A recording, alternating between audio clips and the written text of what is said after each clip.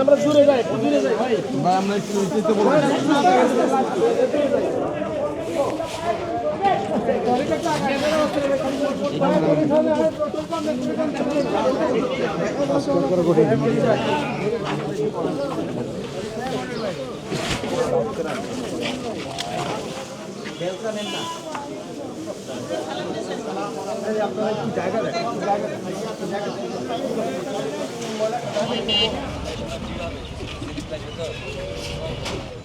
পরিবেশ যখন সুন্দর থাকে তখন তার ইতিবাচক প্রভাব মানুষের মনোজগতের উপরে পড়ে।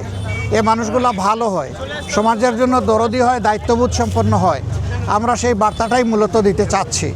আমাদের ছোট্ট একটা দেশ, আমরা সবাই যদি আন্তরিক হই তাহলে নিজ নিজ আঙ্গিনা আমরা পরিষ্কার রাখলেই দেশ পরিষ্কার হয়ে যাবে। আজকে এই বার্তা দেওয়ার মাধ্যমে আমি আমার এই এলাকার সহকর্মীবৃন্দকে বলবো যে প্রতিদিন ফজরের পরে, আজকে এটা লোক দেখানো নয়, এটা দিয়ে শুরু।